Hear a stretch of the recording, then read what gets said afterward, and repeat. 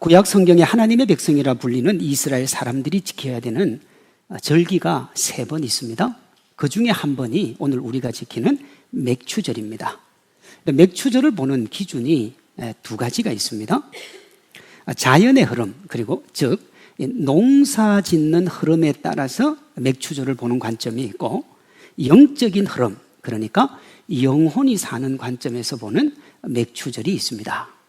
농사의 관점으로 보는 맥추절, 그러니까 농사의 관점에서 볼 때는 맥추절이라 그래요. 그다음에 영적인 관점에서 볼 때는 77절 또는 오순절이라 그럽니다. 그러니까 맥추절, 77절, 오순절은 같은 말이지만 쓰는 그 내용에 따라서, 목적에 따라서 달리 부르는 거죠. 먼저 육신의 생명을 위한 농사의 기준으로 보는 맥추절입니다. 이게 전반적으로 1년 이제 농사의 개념으로 보는 거죠. 맥추절은 첫 열매를 거두는 축제입니다. 출애굽기 23장 오늘 본문입니다. 맥추절을 지키라. 이는 내가 수고하여 밭에 뿌린 것에 첫 열매를 거둠이니라 그랬어요. 이스라엘 백성이 광야 40년 동안 있을 때 하나님께서 만나와 메추라기를 주셔서 먹이셨습니다. 그리고 가나안 땅에 들어가서 첫 소출을 거둘 때 그 다음 날부터 만나와 메추라기가 내리지 않아요. 이 맥추절은 첫 열매를 거두는 거니까 하나님께서 우리에게 이 땅에 열매를 주셨다 하는 믿음의 고백이 되는 거예요. 맥추절을 지키는 방법이 레위기 23장에 나오는데 이렇습니다. 너희는 내가 너희에게 주는 땅에 들어가서 너희의 곡물을 거둘 때에 너희의 곡물의 첫 이삭 한 단을 제사장에게로 가져갈 것이요, 너희는 그 단을 흔드는 날에 1년 되고 흠없는 순양을 여호와께 번제로 드리고, 이는 너희가 거주하는 각처에서 대대로 지킬 영원한 규례니라 그랬습니다. 맥추절을 맞으면 너희가 감사를 하는데, 이 감사는 일반 감사가 아니라 특별한 감사를 하라는 겁니다. 내용은 자신에게 있는 최고의 것에 진심과 전심을 담은 감사를 하라, 그렇게 돼요. 민수기 28장 26절입니다. 77절 처음 익은 열매를 드리는 날에 너희가 여호와께 뭐 하라고요? 새 소제를 드리라 그랬습니다. 이 새 소제라는 말은 특별한 제사에 특별한 예물을 하나님 앞에 드리라 하는 겁니다. 오늘 우리로 하면 맥추 감사 헌금을 드리는 겁니다. 우리가 지난주에 이제 봉투를 내드렸고 맥추 감사 헌금을 준비하라고 그랬습니다. 그걸 어떤 분들은 야, 이제 때가 돼서 봉투 주고 돈을 걷나 보다, 그렇게 생각할 수 있는데 절대 그렇지 않습니다. 특별하게 드리라 그랬습니다. 내가 집에서 오늘 아침에 나오는데 지갑을 열어보니까 10,000원짜리가 몇 개 있어요. 그걸 이제 넣어가지고 자기 이름을 적는다든지, 50,000원짜리 하나 있어서 넣어서 이름을 적는다든지, 여러분 그런 헌금은 하나님을 우습게 여기는 거예요.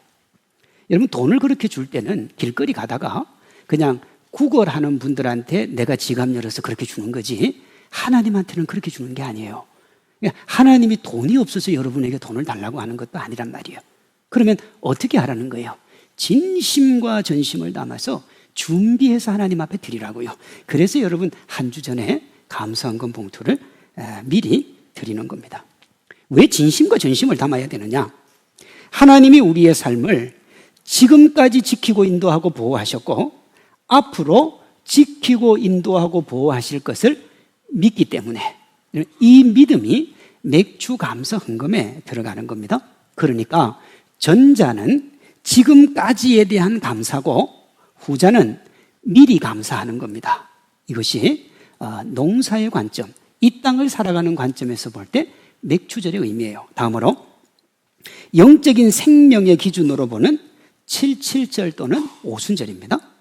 여러분 77절은 모세가 시내산에서 율법을 받으면서 제정된 날입니다. 77절이에요. 구약은 율법을 받은 겁니다. 이 뜻은 뭐냐?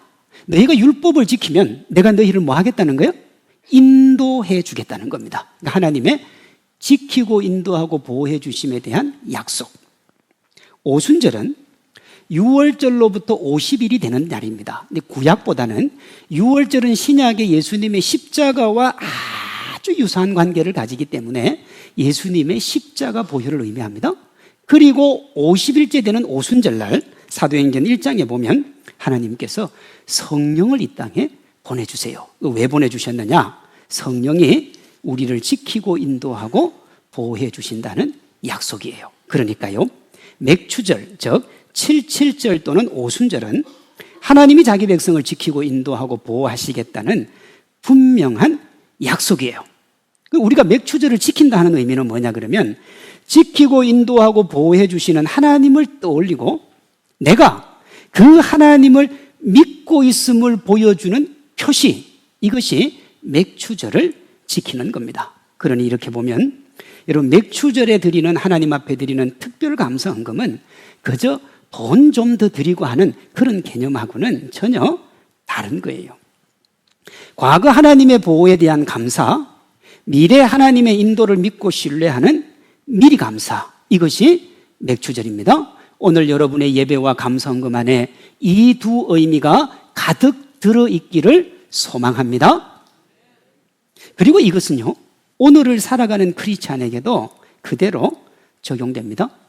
지난 삶을 인도하신 하나님께 감사하고 앞으로 인도하실 하나님께 감사하는 겁니다. 이런 의미에서 오늘 우리가 교회 설립 기념 주일을 겸해서 지키는 맥주 감사 주일은 더 큰 의미가 있습니다. 이스라엘 백성들처럼 우리 성산교회도 과거에 하나님이 지키고 인도하고 보호하셨던 하나님의 역사가 있습니다.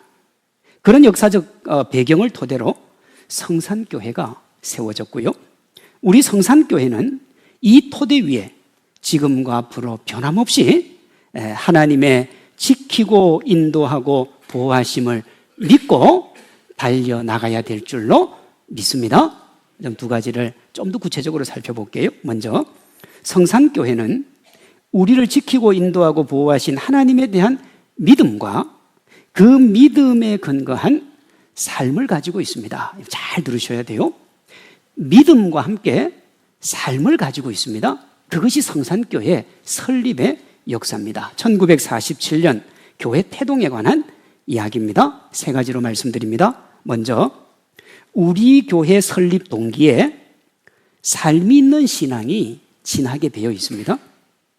우리 교회는 1947년 7월 첫 번째 주일에 75명의 성도가 부산진 교회에서 나와서 예배를 드리면서 시작이 되었습니다.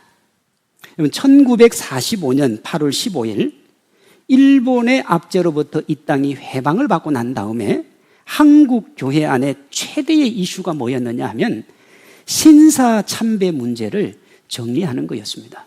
일제치하에서 너는 다른 신들에게 절하지 말라고 하신 하나님의 명령을 어기면서 이 땅의 교회가 신사에 절을 했습니다. 여러분, 신사 참배는 일본이 우리 민족을 말살하기 위한 정책의 하나로 강요한 거예요. 신사는 일본의 민간 종교인 신도의 사원을 줄임말입니다. 그게 신사예요. 일본 왕실의 조상신이나 국가 공로자를 모셔놓은 신당으로 일본이 우리나라 학교와 가정에 이걸 설치하고 절을 하도록 강요를 했어요. 교회도 엄청나게 강요를 했겠죠. 그러다가 1938년에 조선 예수교 장로의 총회가 신사 참배를 가결을 합니다. 해도 괜찮다는 거예요? 아니, 하라는 거죠. 이때부터 신자 중에 신사 참배를 하는 이들과 하지 않는 이들로 나누어지게 되고요, 같이 예수님을 믿는데도 신사 참배를 한 사람들이 있고 안 한 사람들이 있었던 겁니다. 부산진 교회 안에도 그런 성도들이 있었던 거죠.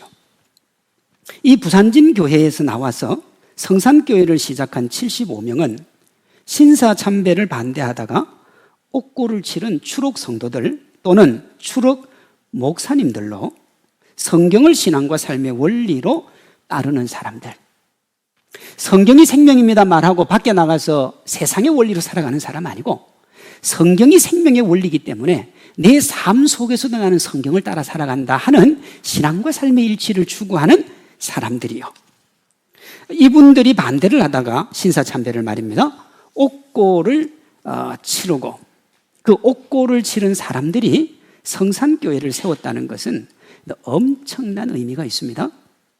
일제치하에서 신사참배 반대는 내 생명을 아끼지 않는다는 겁니다. 이 땅의 그 어떤 것으로도 내 생명을 대신하지 않겠다. 하나님의 나라와 하나님의 영광을 위해서만 내 생명을 드리겠다 하는 거예요, 여러분. 이 신사참배 반대를 자신의 생명보다 우선한 대표적인 분이 누구냐 그러면 옥사, 그러니까 감옥에서 돌아가신 주기철 목사님입니다. 목사님이 옥에 갇히기 전 마지막 한 설교가 나의 5종목의 기원이라는 설교예요. 우리가 일반적으로 그걸 일사각오라는 설교로 알고 있습니다. 거기 5번째잖아요. 5개니까 5종목이니까 그 중에 4번째가 뭐냐 하면 의에 살고 의에 죽도록 해달라 하는 거예요. 이런 내용이 있습니다. 못합니다. 못합니다. 그리스도의 진정한 신부는 다른 신에게 정절을 깨트리지 못합니다. 그리스도의 신부는 신사에 절하지 못합니다. 이 몸이 어려서부터 예수 안에서 자라났고 예수께 헌신하기로 10번, 100번 맹세했습니다. 이 몸 죽고 10번 다시 죽어도 주님 향한 대의정절 변치 않겠습니다. 십자가 주님 지신 십자가 앞에 이 몸을 드립니다. 인생은 짧고 의는 영원합니다.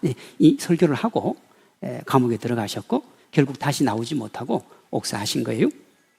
여러분, 주기철 목사님이 감옥에서 죽지 않았으면요, 그리고 추록을 하셨다면 추록하신 후에 성산교회 설립을 주도했다고 봐도 무방한 겁니다. 왜냐하면 신사참배를 반대하신 분들이 성산교회를 세웠으니까요. 이분이 여기에 목숨을 걸었으니까요. 그분 설교 내용에 교우들에게 이렇게 하는 말이 하나 있습니다. 나의 사랑하는 교우 여러분, 의에 죽고 의에 삽시다. 의를 버리고, 더구나 예수께 향한 의를 버리고 산다는 것은 개 짐승의 삶만 갖지 못합니다. 여러분 부디 예수로 죽고 예수로 삽시다 그랬어요. 주기철 목사님이 한 게 신사참배 반대입니다. 그러니 성산교회를 시작한 분들의 신앙이 주기철 목사님급인 겁니다. 제가 이 말씀 드리려고 주기철 목사님 얘기를 한 거예요. 그 급이요. 이렇게 바른 신앙을 지키기 위해 부산진 교회를 나왔는데 예배 드릴 처소가 없어서 첫 예배를 외국인 선교사 관사 앞에 있는 돌계단에서 드렸다고 그래요. 준비도 안 한 거예요. 뭔가를 할 때는 뭐 이게 장소도 준비하고 다 해야 되는데 그저 믿음으로만 살았기 때문에 그저 나와가지고 예배당 없이 그렇게 돌계단에서 예배드리고 그 후에 1년 동안 이리저리 돌아다니면서 예배를 드리다가 1년 후에 예배당 정식적으로 그렇게 예배를 드린 것으로 되어 있습니다. 여러분, 우리 교회를 세운 1세대들이 그렇게 외롭고 황량한 광야로 나온 이유가 바른 신앙, 바른 교회입니다. 바른 교회요. 나는 바른 신앙으로 바른 교회를 세우겠다는 겁니다. 하나님을 제대로 잘 믿는데 자신들의 전부를 건 겁니다. 제가 70주년 그 책자를 보니까 그 75명 중에 제가 아는 2분이 있어요. 한 분은 고 정분순 권사님입니다. 5년 전에 제가 부임을 하고 얼마 지나지 않아서 권사님이 돌아가셨어요. 제가 여기 남천동 요양원에 계신 권사님 신방을 갔는데 아주 뭐 자그마한 할머니 한 분이 이렇게 이제 정말 뭐 살도 없고 거의 아마 오래 계셨는데 정신은 또렷또렷하셨어요. 저한테 하셨던 말이 뭐냐 그러면 목사님, 성산교회를 부탁합니다 그랬어요. 그리고 저는 이제 평안하게 주님 품에 안기겠습니다. 그래. 저는요 그때 그 말의 의미를 몰랐어요. 그냥 할머니 한 명이 이제 돌아가실 때가 됐으니까 그냥 이제 의뢰이 그냥 얘기를 하는가 보다 그랬습니다. 이제 그 다음에 또 이렇게 얘기하시더라고요. 목사님 오는 거 보게 하려고 하나님이 지금까지 나를 살려주셨어요 그랬어요. 제가 5년 동안 성산교회 사역을 하면서 이 정분순 권사님이 우리 교회에 하신 역할에 대해서 제가 알게 됐지 않습니까? 여러분, 돌아가시고 그 다음 주에 헌금이 하나 올라왔는데 감사 헌금의 주인공이 정분순이에요. 제가 그랬어요. 이분 돌아가셨는데. 그리고 열어보니까 1,000만 원이 들어있었어요. 이 권사님, 제가 알기로 그렇게 풍족하게 사신 분 아닌데 마지막 인생의 유품 다 정리하면서 남는 거 하나님 앞에 드리라. 아마 그래서 유족들이 헌금을 하신 것 같아요. 왜 그랬습니까? 이 교회가 그분의 전부였기 때문에 신앙과 삶의 일치를 추구하며 자기의 전부를 드렸던 교회이기 때문에 그렇게 교회를 사랑하신 거예요.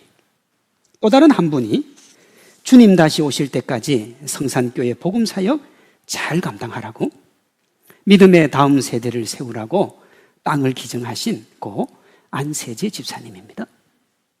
지금 우리가 상반기 하반기 교회 내외 교회 밖에 장학금을 줄 수 있는 것은 그분이 해운대에 땅을 기증을 하셔가지고 그 땅에서 나오는 새로 우리가 장학금을 주고 있는 겁니다.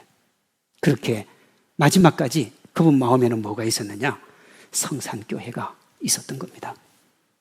이것이 생명 걸고 삶 걸어서 세운 교회가 성산교회입니다. 두 번째, 이 성산이라는 교회 이름에 오직 하나님께만 영광을 돌리겠다는 신앙 고백이 배어 있습니다. 그럼 당시 교회를 지을 때 교회 이름을 짓는 원칙이 있었습니다. 그것은 그 지역 동네 이름을 붙이는 거예요. 예를 들어서 뭐 남천교회, 광안교회, 뭐 서면교회 뭐 이렇게 붙이는 거예요. 당연히 우리 교회가 좌천동에 세워졌으니까 좌천동교회라고 해야 되잖아요. 그런데 이제 노회에서 이 성산교회 이름을 줬는데 이 75분이 생각을 할 때는 그들은 다 신사참배하고 하나님 앞에 배역한 사람들인데 우리는 성결한 주님의 사람들인데 우리는 신사참배한 노회가 주는 이름을 받을 수가 없다. 그리고 그 중심에 노회 중심에 있었던 목사님이 신사참배를 그렇게 열심히 하는 분인데 우리는 그분들의 이름을 받을 수가 없다. 그리고 당시 교계에 저항을 합니다. 그리고 시편 99편 9절에 나오는 하나님의 거룩한 산, 이게 성산이거든요. 거기에서 예배를 드리겠다 하는 그 의지와 신념으로 성산이라고 하는 교회를 적은 겁니다. 여기에는 세상의 사상과 인본주의를 단호히 거부하겠다는 신앙의 절개가 있습니다. 여러분, 한국에 성산교회가 전국에 있습니다. 제주도도 있고 강원도도 있고 없는 데가 없습니다. 그런데요, 뭐 제가 보지는 않았지만 그들 중에 상당수 교회가 성산이라는 이름을 붙인 이유는 이름이 너무 좋기 때문에 붙인 겁니다. 그런데요, 우리 교회를 성산이라고 하는 것은 거기에 목숨을 걸고 피를 흘리고 자기의 삶을 걸고 모든 걸 건 이름이 성산에 배어 있는 겁니다. 그래서 이 성산교회가 믿음의 교회요 소망의 교회가 되는 거예요.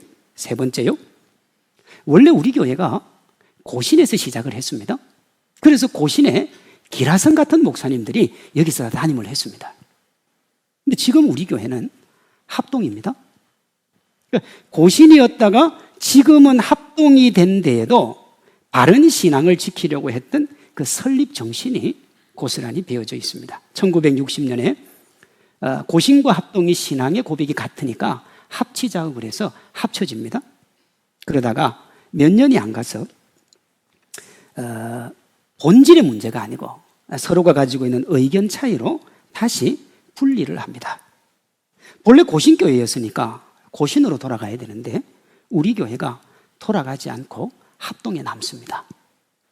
그 이유가 이렇습니다. 신앙의 노선이 같아서 하나가 되었는데 신앙의 노선의 문제가 아니라 인간적인 이유로 분리하는 것은 성경적이지 않다는 겁니다. 그러니 우리는 성경을 따라가겠다는 겁니다. 이 결정을 하신 분이 일대 위임 목사님이었던 김을길 목사님이 하셨어요.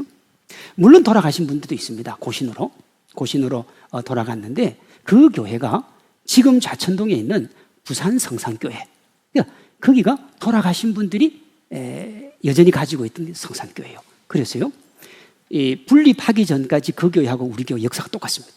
그 교회 유튜브 들어가시면 똑같습니다. 요약합니다.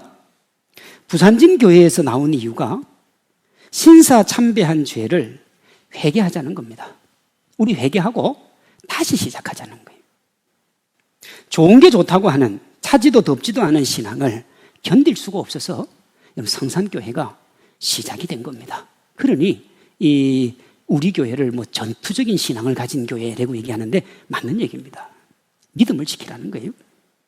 근데 교회 이름을 정한 기준이 교회를 말씀 위에 세우고 하나님께만 영광을 돌리겠다는 겁니다. 세상의 어떤 것도 하나님의 교회에 들어올 수 없다는 것이 교회 이름에 되어져 있습니다. 합동에 남은 이유가 복음 안에서는 무조건 하나가 되어야 된다는 거예요.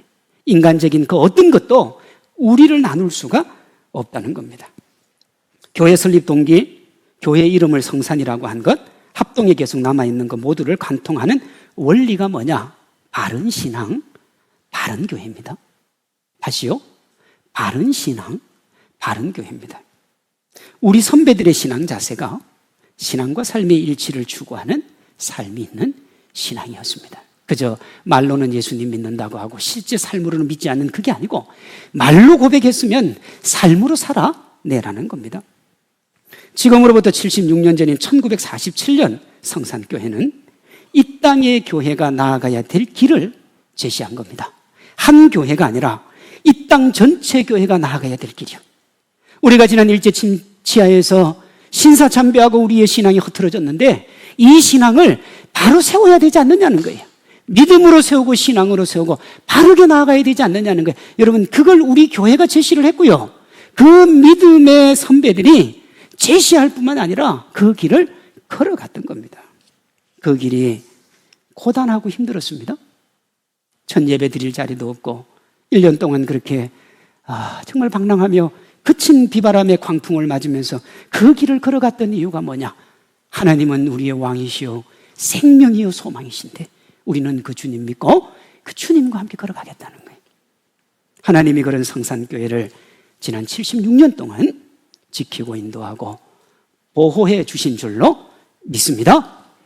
다음으로 성산교회는 우리를 지키고 인도하고 보호하실 하나님에 대한 믿음과 그 믿음이 삶이 되는 삶 있는 신앙을 향해 달려갑니다. 똑같아요, 여러분. 똑같아요. 저도 사실 조금 놀라고 있어요. 야, 이거 어떻게 딱 맞아 떨어지나. 그저 신앙 고백이 아니라 삶이 되는 신앙 고백이요. 1947년 7월 첫째 주일 첫 발을 디딘 성산교회가 당시 교회가 나아갈 방향을 제시하고 먼저 그 길을 걸어갔다고 했습니다.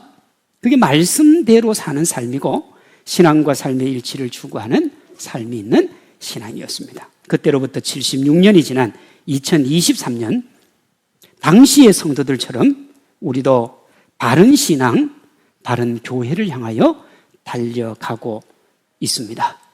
이렇게 얘기하면 야, 목사님 과거 거는 맞는 것 같은데 지금은 너무 부풀리는 거 아닙니까? 그럴 수 있습니다. 아니, 목사님 말도 안 되는 소리를 그렇게 합니까? 근데 아닙니다. 말이 됩니다. 여러분, 기독교 시민단체인 기독교 윤리 실천운동에서 2008년부터 정기적으로 전 국민을 대상으로 한국교회 신뢰도 여론조사를 해왔습니다. 2023년 조사에 따르면 우리 국민 74%가 한국 목회자들, 교회, 교인을 신뢰하지 않는다 그랬습니다. 75%가요. 2020년 조사보다 10%가 낮아졌습니다. 3년 만에. 너무너무 크게 낮아진 거예요. 1, 2% 낮아지기가 어려운데. 근데 그 사이에 뭐가 있었느냐? 코로나가 있었습니다. 충격적인 것은 이렇게 교회를 불신하고 목회자를 불신하는 사람이 다 안 믿는 사람이 아니라 그들 중에 37%가 교회 다니는 사람입니다.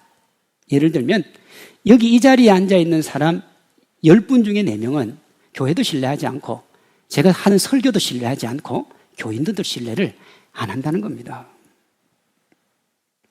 여러분, 교회 다니는 사람, 다니지 않는 사람 모두 교회를 신뢰하지 않습니다. 목사를 신뢰하지도 않습니다. 그래서 질문을 했습니다.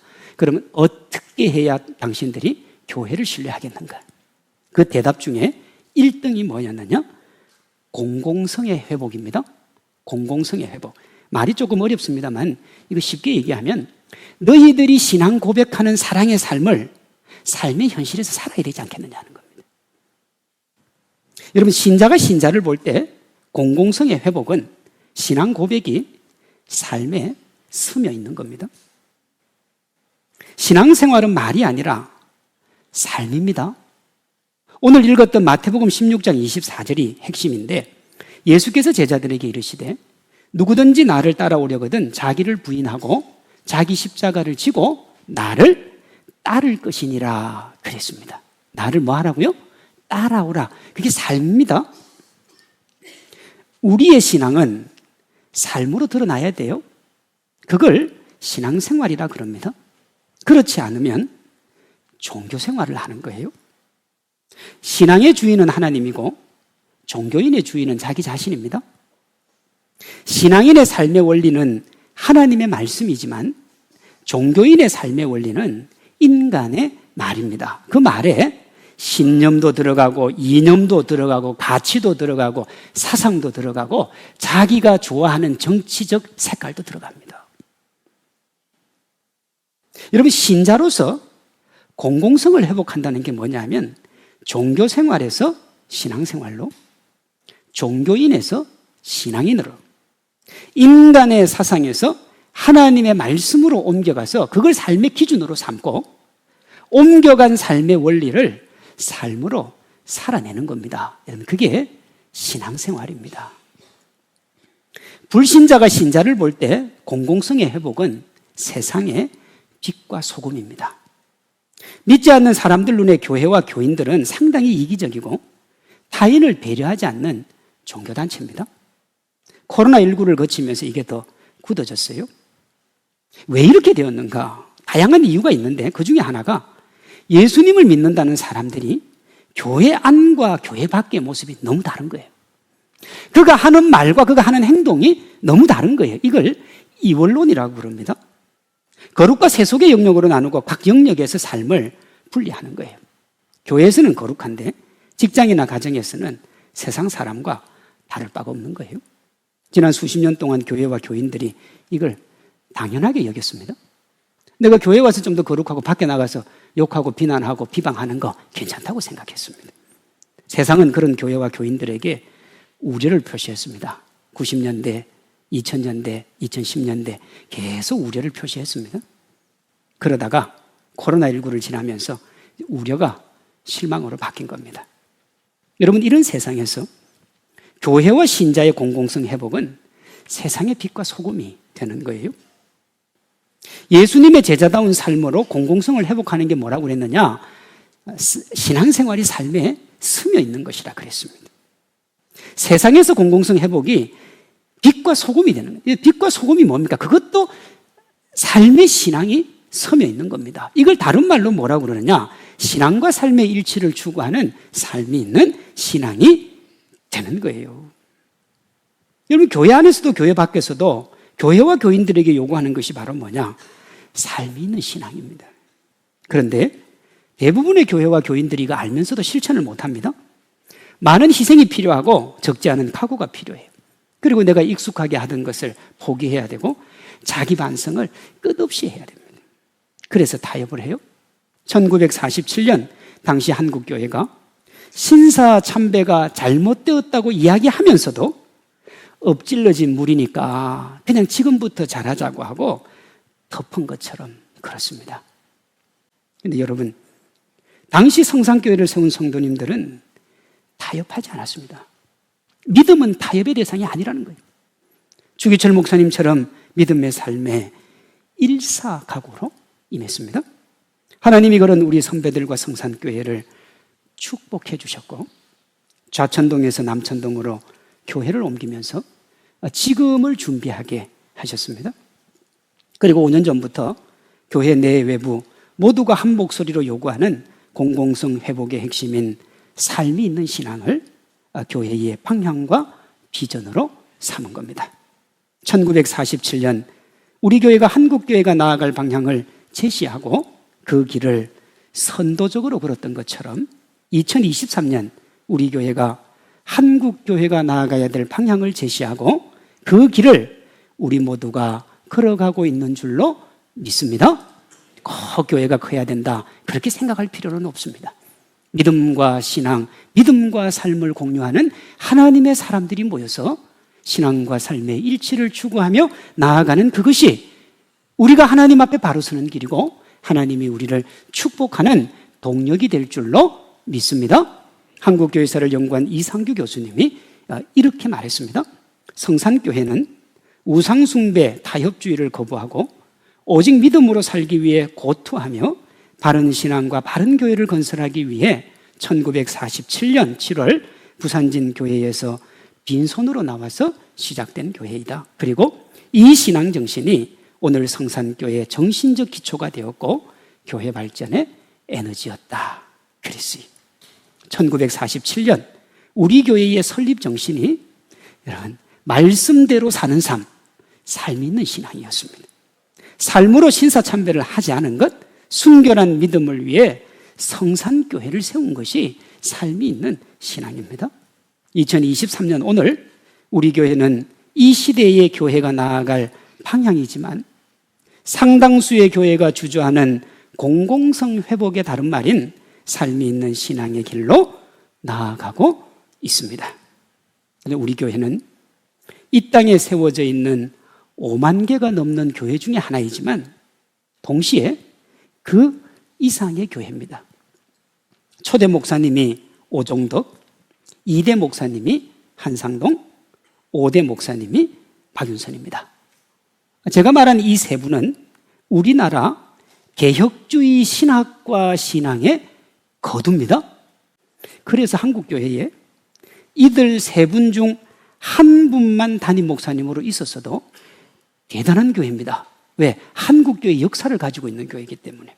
우리 교회는 그렇게 대단한 세 분 모두가 담임 목사님이셨던 교회예요. 그런 면에서 볼 때 우리 교회의 역사를 광복 이후 한국 개혁주의 신학의 역사라고 해도 무방합니다. 그런 교회예요, 우리 교회가 여러분. 성산교회가 한국 장로교 신학과 신학의 중심이었고 그 명맥을 이어가고 있다는 말입니다. 누구 앞에 내놔도 자랑할 수 있고요. 그 자랑이 진짜 자랑인 교회, 그 교회가 우리 성산교회입니다. 지난 76년 동안 하나님이 바른 신앙과 바른 교회를 소망한 우리 교회를 지키고 인도하고 보호해 주신 줄로 믿습니다. 2023년 하나님이 우리 시대에 바른 신앙과 바른 교회의 길인 삶이 있는 신앙으로 방향을 주시고 우리가 이 길을 향해 나아갈 때 하나님이 더욱 우리를 지키고 인도하고 보호해 주실 줄로 믿습니다. 지금부터 지난 76년보다 더 멋진 믿음의 역사를 만들어서 하나님을 기쁘시게 하고 하나님의 보호와 인도를 받는 우리 각자와 우리 교회가 되기를 주님의 이름으로 축원합니다.